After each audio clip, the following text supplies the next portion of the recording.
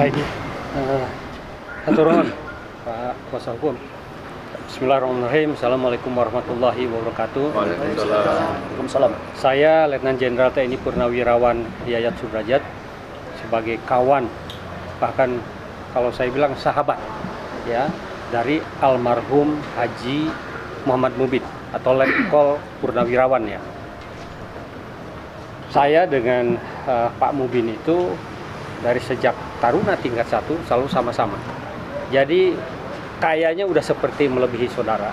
Dan saya tahu persis bagaimana keseharian beliau. Istilahnya dalemannya saya tahu persis. Jadi kalau si Aseng tadi, ya, si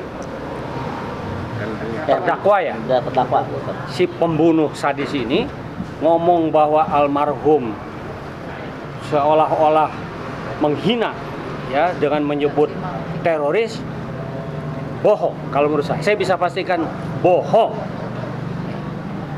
Kenapa dia berani berbohong itu? Ya karena almarhum sudah tidak ada sehingga tidak bisa diperiksa lagi. Betul. Jadi ini sangat menyedihkan. Almarhum itu adalah istilahnya dulu lulusan dari Pondok Pesantren Tebu Ireng. Jadi kalau sampai beliau berkata-kata kasar yang terus dikejar oleh si pengacara bahwa seolah-olah benar almarhum itu melakukan penghinaan seperti itu, bahkan bicara hewan, binatang dan sebagainya, itu kalau menurut saya bohong.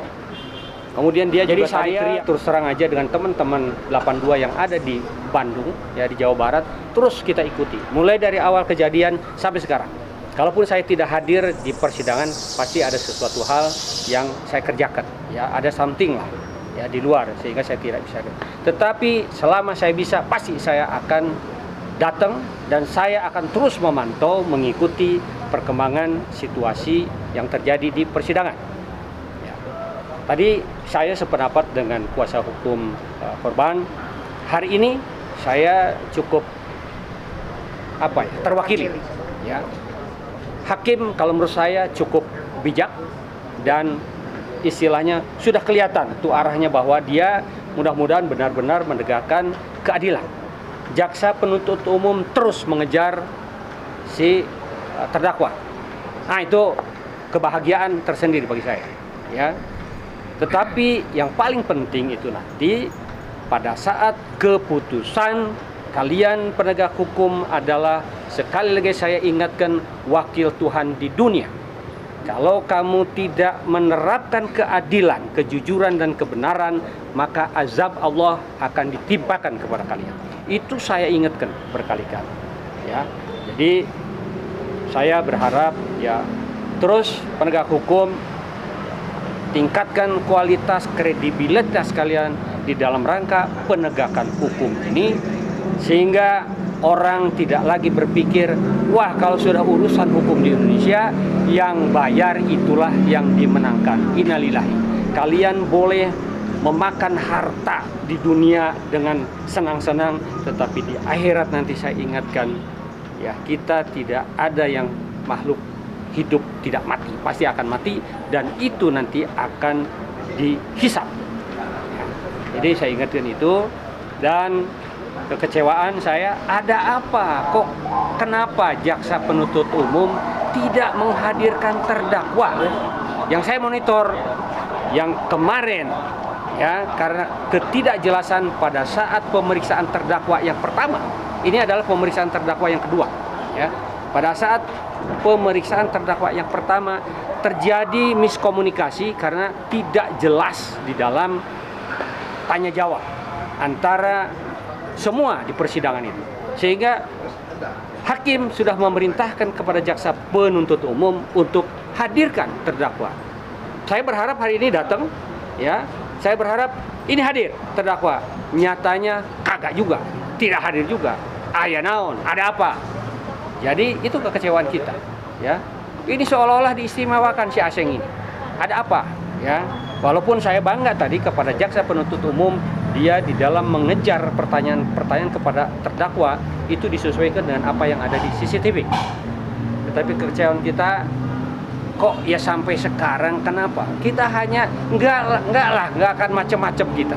Ya, kita hanya ingin bahwa proses hukum ini betul-betul dilaksanakan sesuai dengan peraturan perundang-undangan yang berlaku. Ya, minimal kalau menurut saya ya itu kuasa hukum berapa 340 ya. Ya. 340. Harusnya kalau menurut saya dengan keterlibatan orang tuanya, harusnya dengan penyertaan gitu loh. Orang tuanya tuh ikut. Ya, orang tuanya ikut, si Jamil ikut ya. Jadi harusnya seperti itu. Tapi ini seolah-olah terus diarahkan kepada 351 perkelahian. Itu kalau menurut saya terus terang aja bahwa itu terjadi perkelahian geblek ya. Wah jelas kok di CCTV dia dibunuh dengan sadis. Kalau saya lihat kemarin ya di tusukan itu 28 kali tusukan.